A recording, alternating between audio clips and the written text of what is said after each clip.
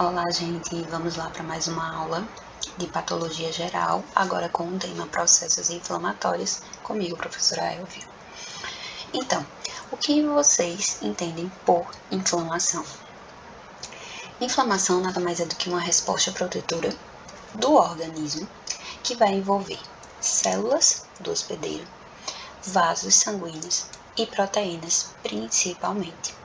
E ela tem como objetivo eliminar a causa inicial da lesão, bem como as células e tecidos necróticos que resultam da lesão original, e iniciar o processo de reparo tecidual. E aqui a gente tem uma imagem que mostra os componentes das respostas inflamatórias aguda e crônica e suas principais funções. Então a gente tem aqui a representação do vaso sanguíneo. Esse vaso sanguíneo, ele mostra aqui as células que participam desse processo. Nós temos aqui o leucócito, linfócito, o monócito, que tem a função de macrófago, que elimina, micro-organismos, tecido morto. Ele consegue secretar, por exemplo, citocinas. Ele tem um papel muito importante na resposta imune. A gente tem ainda os mastócitos, que são fontes de mediadores. Eles liberam, por exemplo, histamina. Aqui a gente tem ainda as células endoteliais, que são capazes de secretar óxido nítrico, citocinas. Temos também aqui as proteínas plasmáticas, que vão sinalizar como mediadores da inflamação para eliminar os micro-organismos, para também ativar o processo de coagulação. E os leucócitos, que eles também têm a capacidade de eliminar micro-organismos e tecido morto. E logicamente que a gente tem ainda aqui alguns componentes como os fibroblastos, que estarão aqui no tecido, e algumas células e proteínas da matriz extracelular que serão capazes de fazer esse reparo tecidual durante esse processo inflamatório. A gente tem aqui alguns exemplos de doenças causadas por reações inflamatórias, como por exemplo, doenças agudas como asma, glomerulonefrite, choque séptico, doenças crônicas como artrite, asma, aterosclerose, fibrose pulmonar. E o que é interessante entre essas duas situações é que aquela doença que é aguda, ela vai envolver algumas células, alguns componentes que são da resposta ali imune inata. Por exemplo, uma reação alérgica, ela vai requerer principalmente anticorpos IgE, vão requerer também eosinófilos, vão requerer neutrófilos e monócitos. Enquanto que uma reação crônica, uma doença crônica, ela vai requerer principalmente linfócitos e macrófagos. Então, a gente observa que já tem algumas especificidades para cada uma das situações, sejam elas agudas ou crônicas. Nós temos ainda um detalhe bastante interessante, que é o sufixo "it". Então, frequentemente, as inflamações elas recebem esse sufixo, que aí a gente já consegue entender e já consegue perceber se é uma inflamação ou não. E aí a gente tem um exemplo da pancreatite, artrite, pericardite, meningite, entre outras. Mas será que existe alguma diferença entre a inflamação aguda e a inflamação crônica? Claro que tem. Desde o seu início, que no caso da inflamação aguda ela ocorre aí por minutos ou horas, e a crônica ela vai ser lenta, durando dias. Infiltração celular, quem são as principais células? Na aguda, os neutrófilos, na crônica estarão presentes principalmente monócitos, que são os macrófagos, e os linfócitos. No caso da lesão tecidual, podendo ter a formação de fibrose, na aguda ela vai ser geralmente leve e autolimitada. No caso da crônica, ela vai ser frequentemente acentuada e progressiva. E os sinais locais e sistêmicos vão estar presentes na aguda, enquanto que na crônica, como o organismo ele já está se adaptando, então ele vai ser sutil. A gente tem ainda aqui algumas características relacionadas à inflamação, que a inflamação, ela tem a necessidade dessa mediação, ou seja, existem os mediadores químicos que vão ser produzidos pelas próprias células do hospedeiro em resposta a um estímulo nocivo, ou seja, a algo que causou uma lesão na célula. E aí a gente tem os 5 sinais cardinais, que são eles: o calor, o rubor, a dor e o tumor. E, em algumas situações, podendo ter até a perda de função daquele tecido, daquela área que sofreu a lesão, inflamou, mas não conseguiu ser reparada. E a inflamação, normalmente, ela é controlada e autolimitada. Ou seja, ela tem que ter início, meio e fim.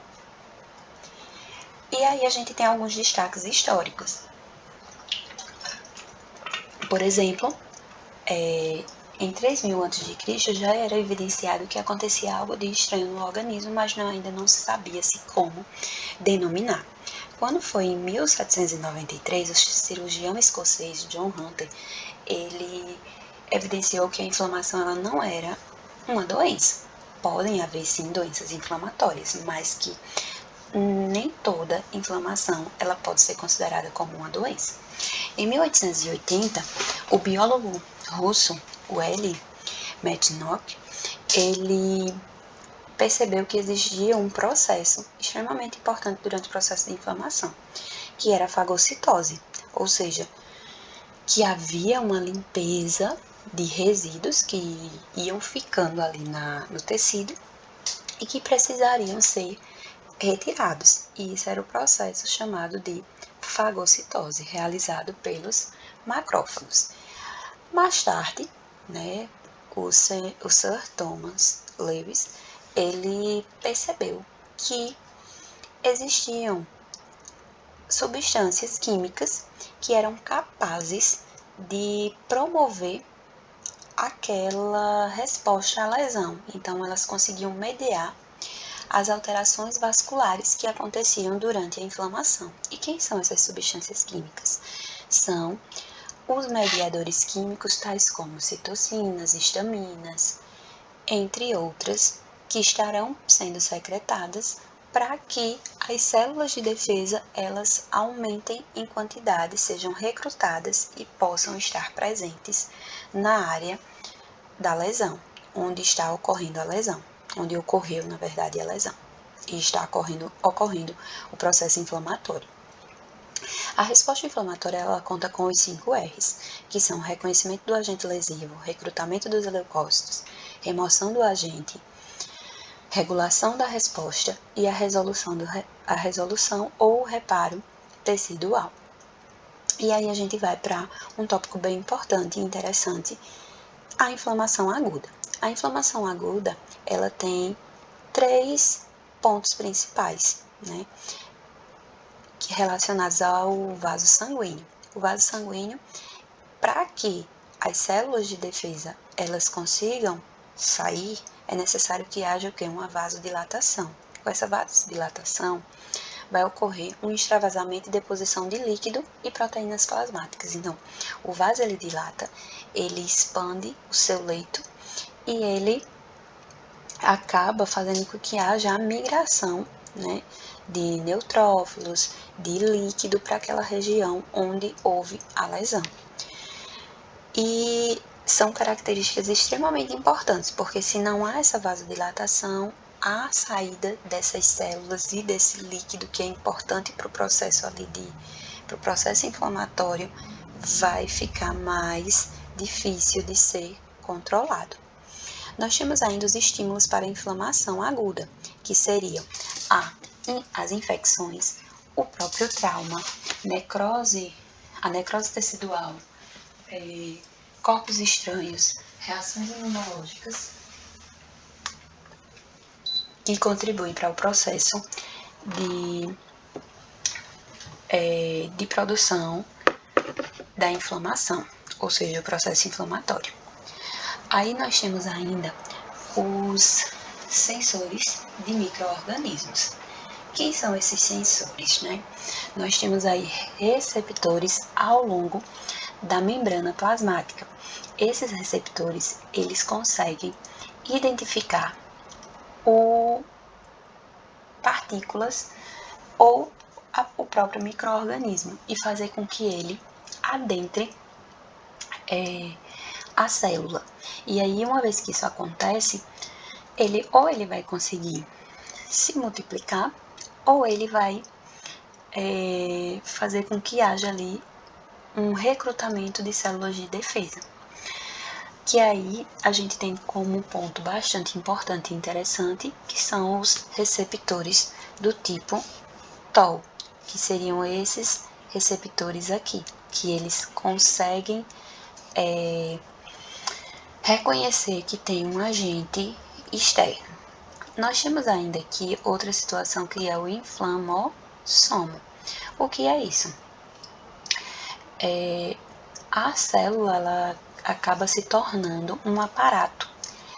E aí ela vai aqui, a partir do momento que houve a chegada da bactéria, ela vai ativar o processo de morte celular. Então ela vai ativar aqui as caspases para que haja o processo de morte celular dessa célula. E aí vai começar a haver a secreção de interleucinas, que provocam justamente a inflamação aguda. Nós temos ainda algo bem interessante, que são as estruturas dos vasos sanguíneos, como por exemplo, as veias, né, as artérias, as vênulas, as arteríolas e os capilares. Qual é a diferença entre eles? Sua estrutura. Então, por exemplo, os capilares eles contam apenas com uma camada de células endoteliais, as arteríolas com uma camada de células endoteliais e células musculares lisas. A vênula, ela conta com camada de célula endotelial e tecido conjuntivo. A artéria, ela conta com várias camadas elásticas, muitas camadas de músculo liso e tecido conjuntivo, além do endotélio. A veia, ela conta com menos camadas de músculo liso e tecido conjuntivo, algumas camadas elásticas e a camada interna de endotélio. E por que tem essa diferença entre a veia e a artéria? Por conta da função de cada uma. Por exemplo, a artéria ela vai levar sangue que vai ser bombeado do coração para as outras áreas do corpo, enquanto que a veia ela vai fazer o retorno, então ela vai trazer dos tecidos, dos órgãos, sangue para o coração. E aí, por que é interessante que a gente entenda essas camadas que acontecem, ou melhor, que existem nos vasos sanguíneos, para que a gente entenda que esses vasos, eles têm uma capacidade de manter o fluxo sanguíneo contínuo, através de uma pressão, que é chamada de pressão hidrostática, e uma pressão osmótica. E se observarmos, elas são inversamente proporcionais. Então, a pressão hidrostática ela tem que estar elevada e a pressão osmótica ela tem que estar baixa. Quando a pressão hidrostática ela aumenta muito e a pressão osmótica ela diminui, acontece o que a gente conhece como extravasamento de líquido. E esse extravasamento de líquido, ele é originado através de um processo chamado de transsudato, que é o extravasamento de líquido e algumas proteínas, que isso é bem comum em situações como, por exemplo, doença hepática, doença renal. O exsudato, ele vai ter uma alta concentração, né, de proteínas, algumas células e o extravasamento, logicamente, de líquido.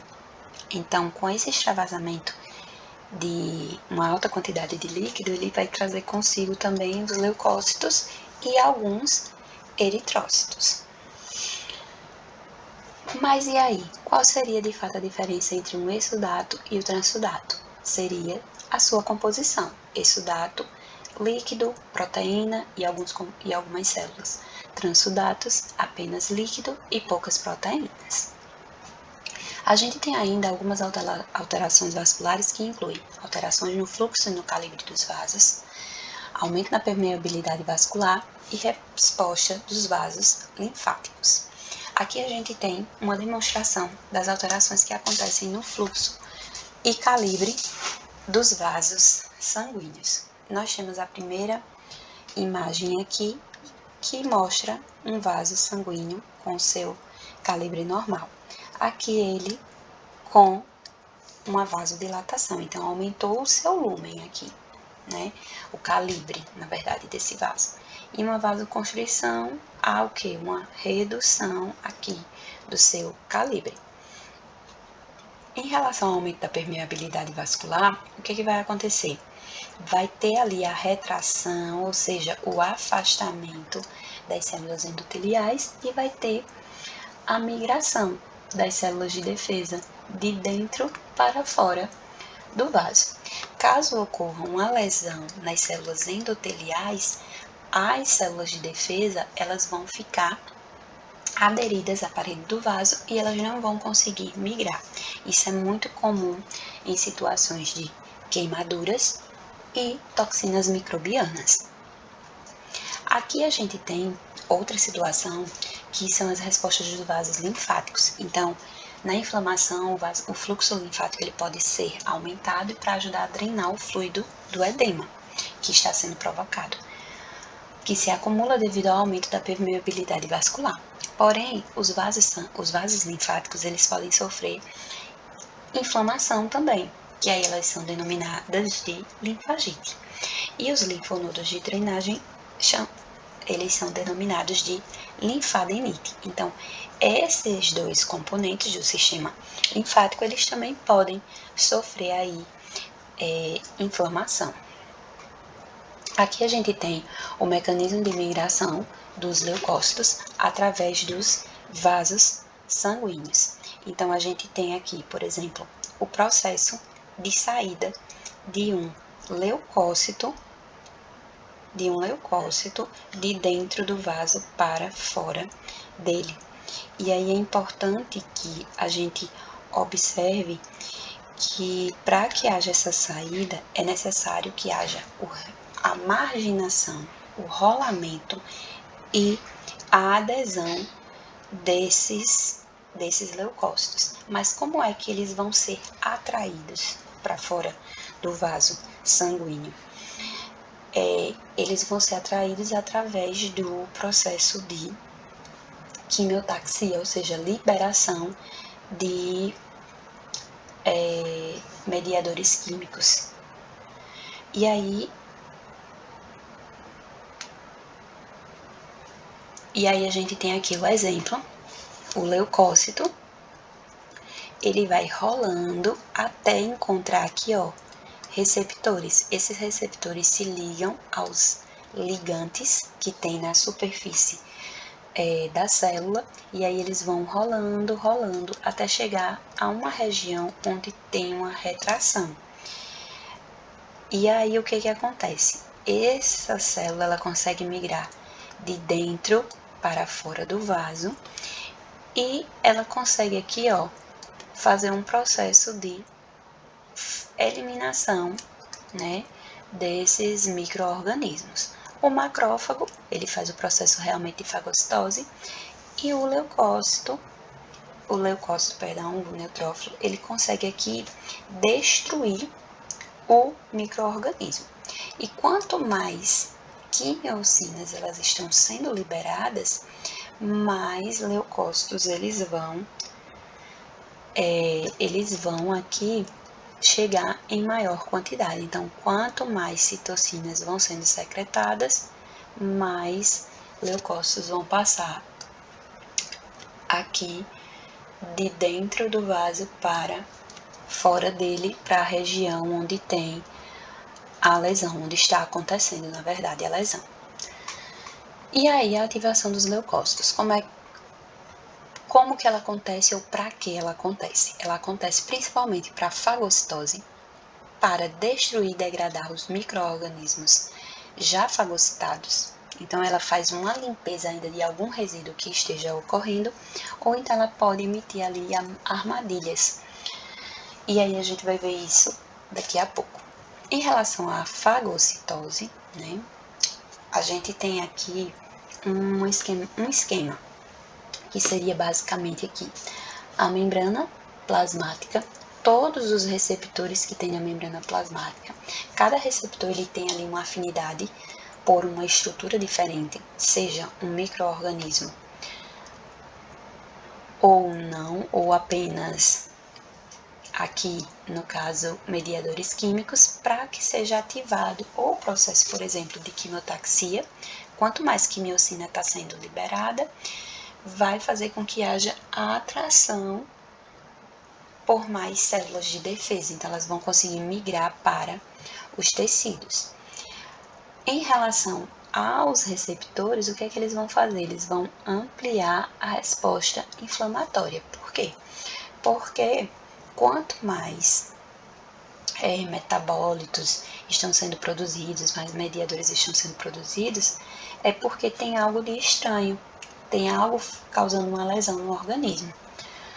E aqui a gente ainda tem outra situação, que seria a produção de espécies reativas de oxigênio, que causariam uma toxicidade, e também as enzimas lisossômicas, que elas têm a capacidade de destruir e matar os micro-organismos. Então, a gente teria aqui como 3 pontos principais: fagocitose de partículas, destruição intracelular dos micro-organismos e também células mortas, e a liberação das substâncias que podem destruir os micro-organismos extracelulares e também provocar a morte celular. Nós temos aqui o processo de uma imagem mostrando o processo de como acontece a fagocitose. Então, para que ocorra a fagocitose, é necessário que a célula ela contenha receptores que reconheçam aquele patógeno, aquele agente infeccioso, aquele agente externo. E aí, uma vez que há o reconhecimento, houve o reconhecimento, com o reconhecimento vai haver a ligação. Então, vai sendo formada aqui uma bolsa, e aí essa bolsa, a tendência é que ela feche. Então, ela forma um vacúolo, né, uma vesícula, ela se desprende, fica dentro da célula. Dentro da célula, ela vai se unir ao lisossomo. O lisossomo ele tem várias enzimas digestivas. Essas enzimas digestivas vão fazer o quê? Vão quebrar, vão destruir o micro-organismo. Então, é dessa forma que a fagocitose ela acontece. Então, vai haver uma oxidase do fagócito, né? Ou seja, do patógeno que foi fagocitado. Ele será degradado e, logicamente, haverá morte desse patógeno. Aqui a gente tem as armadilhas extracelulares, que são bem interessantes, ou seja, o neutrófilo ele se destrói para emitir, como se fosse umas camadas, umas linhas ao redor da bactéria, no caso aqui Staphylococcus, e aí a gente observa que ele vai emitindo essa rede para destruir os micro-organismos. Isso também é bem interessante, essa forma como essas células conseguem agir. E, logicamente, a gente não poderia deixar de falar dos mediadores da inflamação. A gente tem aí duas situações. Aqueles que são derivados de proteínas plasmáticas, que a principal origem ou fonte é o fígado. E a gente tem aqueles que são derivados de células. Aí a gente tem aqueles que são derivados de células: a histamina, serotonina, prostaglandinas, leucotrienos, fatores de ativação plaquetária, espécies reativas de oxigênio, óxido nítrico, citocinas, neuropeptídeos. Ambos são produzidos por leucócitos. Então, alguns vão ter algumas especificidades, como por exemplo a serotonina, ela vai ser produzida pelas plaquetas, a histamina, mastócitos e basófilos, as prostaglandinas, todos os leucócitos, leucotrienos, todos os leucócitos, o fator de ativação plaquetário, todos os leucócitos, já o óxido nítrico, macrófagos e as células endoteliais, as citocinas, apenas algumas células, como macrófagos, linfócitos e mastócitos, e os neuropeptídeos também são produzidos pelos leucócitos e por algumas fibras nervosas. Enquanto que aqueles mediadores que são produzidos, né, aquelas proteínas, né, que são produzidas, que são derivadas do plasma, pelo fígado, a gente tem aí a ativação do sistema complemento. Que é esse sistema complemento? Ele vai atuar ou incentivando o processo de fagocitose, ou incentivando o processo de inflamatório. Então, são proteínas que vão se ligar à superfície, proteínas que se ligam à superfície do micro-organismo para sinalizar que precisam vir as células de defesa para fazer o processo de fagocitose para eliminar o micro-organismo. E ainda tem aqueles, né, que é o fator 12, por exemplo, que é o fator de Angelman, que ele atua no processo de coagulação. Então, ele é extremamente importante para que quando o processo inflamatório ele esteja chegando ao fim, né, que vai estar acontecendo o processo de reparo tecidual, os vasos sanguíneos eles deixem de enviar células de defesa e haja ali também o reparo daquele vaso. Isso aí vai ser através do processo de coagulação. Aqui a gente tem os papéis das citocinas. Citocinas nada mais são do que mediadores químicos e vão estar presentes durante o processo da inflamação aguda. Uma inflamação local, por exemplo, vai haver um aumento na produção dessas citocinas. Elas vão ativar que haja o processo, né, de permeabilidade, então saída de líquido, extravasamento de líquido e mais produção de outros mediadores químicos, e por sua vez vai haver a ativação dos leucócitos e a ativação dos monócitos. E mais mediadores químicos estarão sendo secretados. Então, eles são ativados pelos fatores de necrose tumoral e pela interleucina 1. Elas vão ser liberadas para ter a atração de mais leucócitos. No caso dos efeitos protetores sistêmicos, eles vão ser também aumentados através da secreção de algumas interleucinas. Irão provocar febre, por exemplo, que é um efeito sistêmico, e também poderão induzir o fígado a produzir mais proteínas plasmáticas e irão também induzir a medula óssea a produzir mais leucócitos.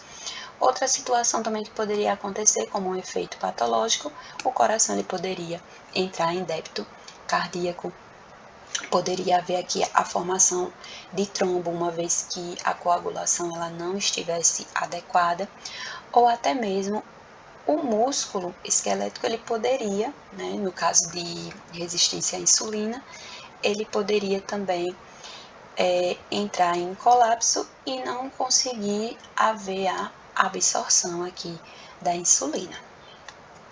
E a gente tem aqui o que foi mencionado anteriormente, que seria o sistema complemento, com 3 vias, alternativa, clássica e via de lectina. A via alternativa é aquela via que o micro-organismo vai se ligar ao C3A, que é um complemento, é uma proteína, e aí vai haver o recrutamento e ativação de leucócitos para induzir o processo inflamatório.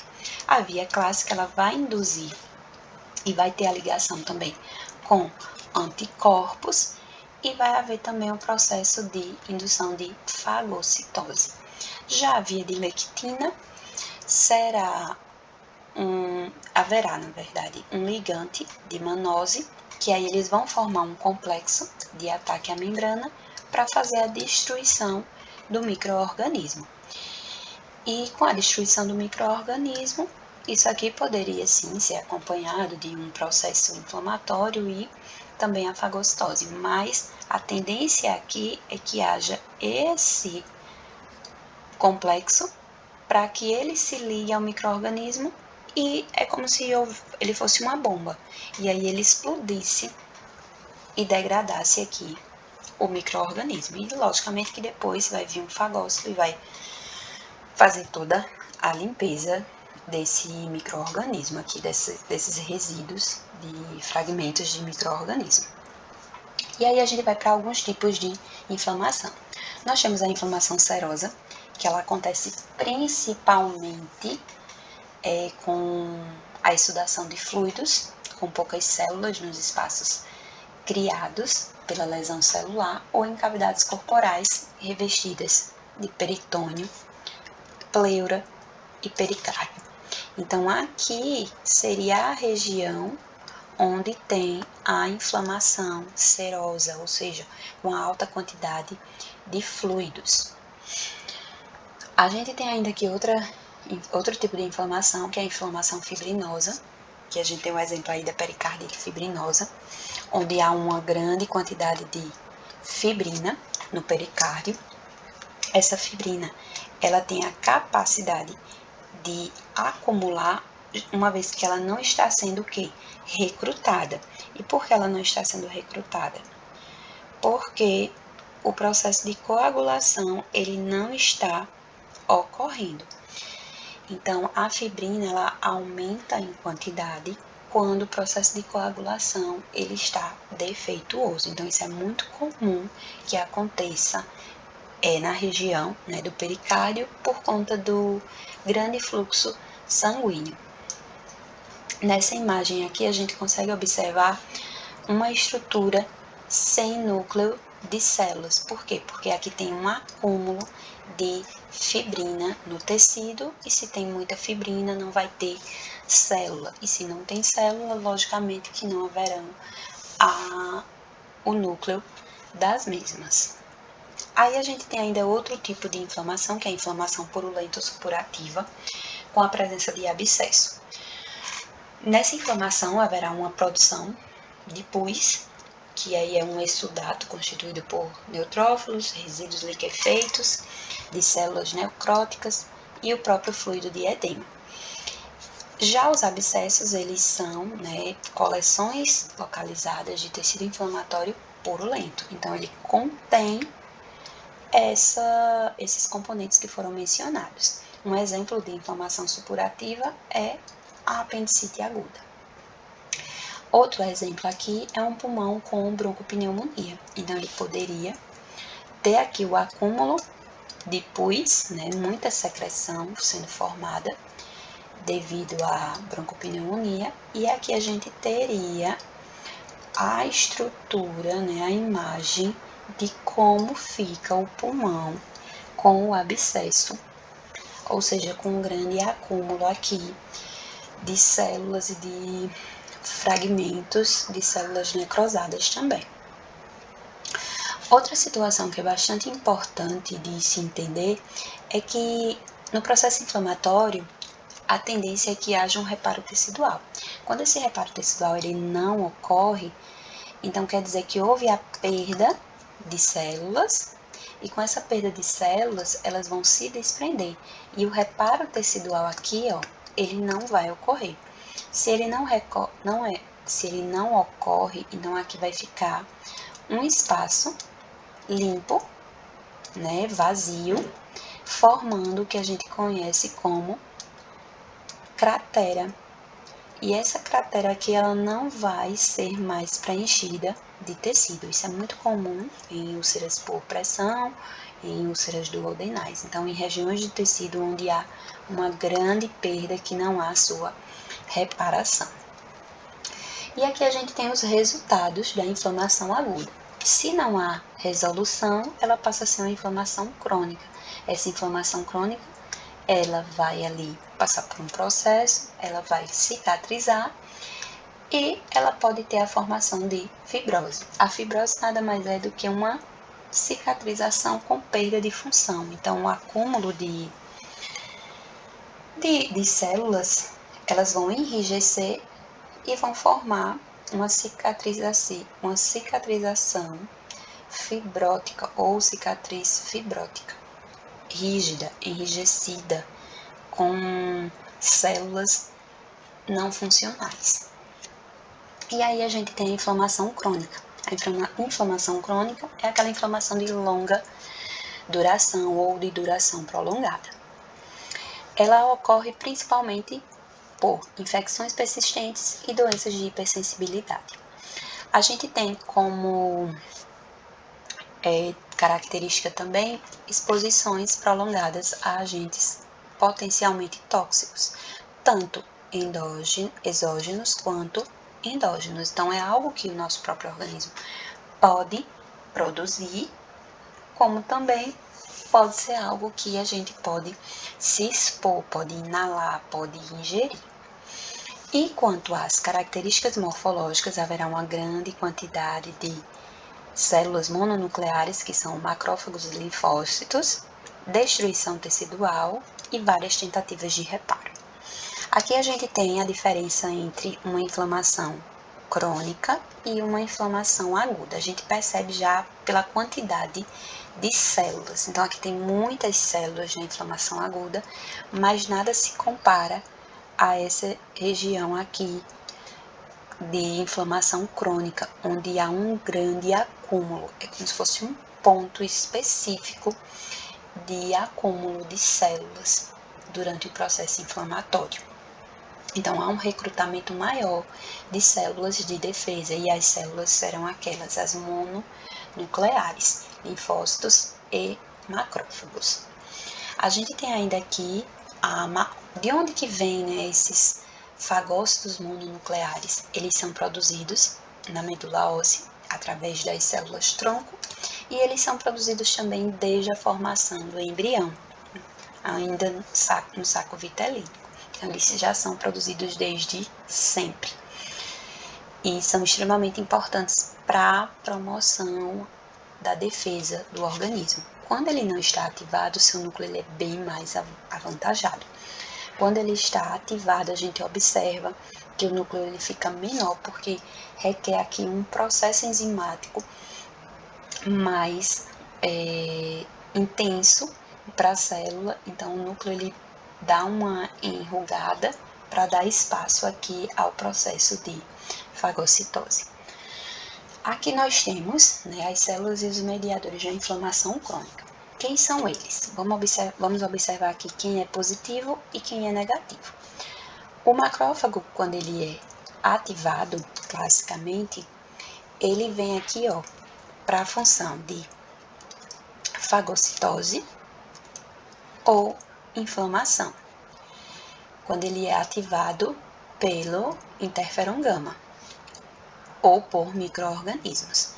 Se ele for ativado pela interleucina 13 e 4, ele irá funcionar, vai ter a função no reparo tecidual, no processo de fibrose, né, da cicatrização e como efeitos anti-inflamatórios. Então, é na tentativa de eliminar aquele agente estranho para que evite o processo de inflamação, para que esse processo inflamatório ele não progrida. A gente tem ainda aqui outra situação, que seria o complexo, né? Linfócito e macrófago. Então, ele pode aqui ser ativado para o processo de inflamação, independente aqui, das interleucinas que estão sendo secretadas. O linfócito T, quando ativado, ele pode ativar também, recrutar também os leucócitos, através da interleucina 17 e o fator de necrose tumoral. Já o macrófago, ele poderia ativar ou recrutar leucócitos pelo fator de necrose tumoral e pela interleucina 1. Então, eles estão ali mediando o processo inflamatório crônico, mas eles também conseguem recrutar leucócitos, outros leucócitos, para o processo de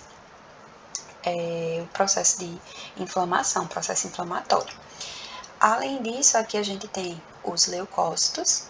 E como é que a gente sabe, né? Ou melhor, os neutrófilos. E como é que a gente sabe? A gente entende que aqui é um neutrófilo por conta do núcleo. Ele é um núcleo polipórfido-nuclear, ou seja, ele é todo segmentado, enquanto o macrófago e o linfócito não, ele é mononuclear. E aí a gente vai para algumas características relacionadas à inflamação granulomatosa, que nada mais é do que agregados de macrófagos ativos como linfócitos esparsos, com linfócitos esparsos. E aí existem dois tipos de granuloma. O granuloma de corpo estranho, que ele vai ser formado realmente por corpos estranhos,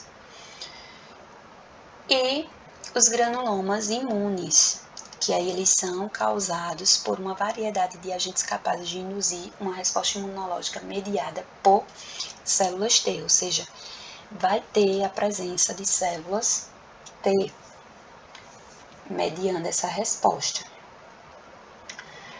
E aqui a gente tem o granuloma, como exemplo, o granuloma tuberculoso, então vai ter a presença, né, dos micro-organismos, vai ter a presença dos macrófagos e também haverá o recrutamento dos linfócitos T.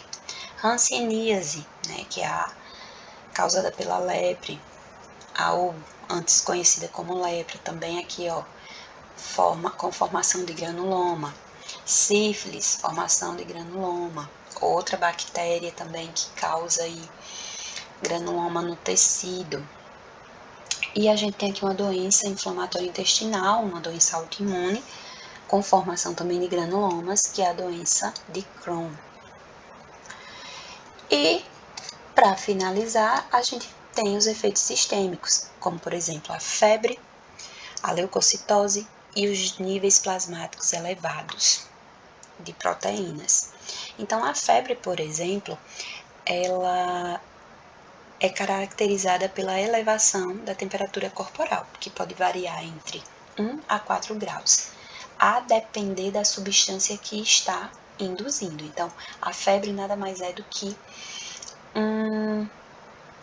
uma sinalização para indicar que o organismo ele tem algo de estranho, ele tem um agente ali estranho conduzindo uma resposta de defesa, uma resposta imunológica, necessitando de uma resposta imunológica.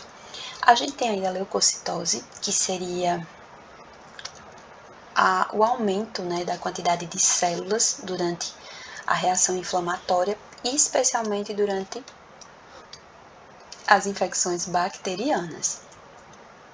E a gente tem ainda os níveis plasmáticos elevados de proteínas da fase aguda.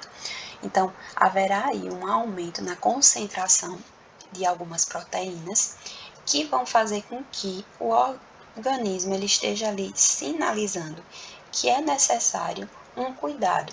Então, geralmente, como que você sabe que essas proteínas elas estão com esses níveis elevados? Quando você faz algum exame de sangue para saber se o seu organismo está passando por alguma inflamação.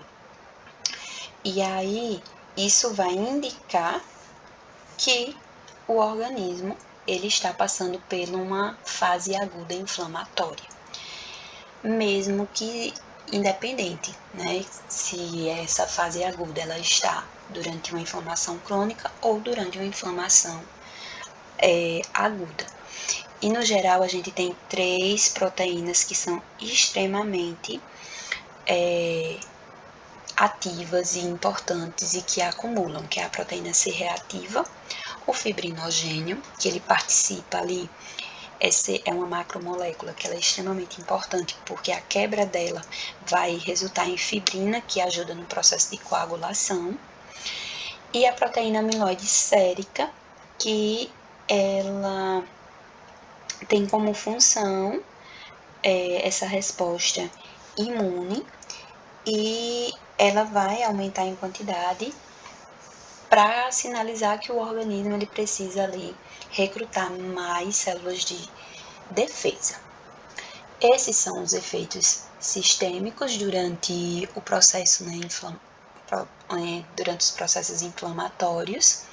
Espero que tenham entendido a diferença de inflamação aguda e crônica e também os aspectos gerais de cada uma delas. E é isso, e até breve.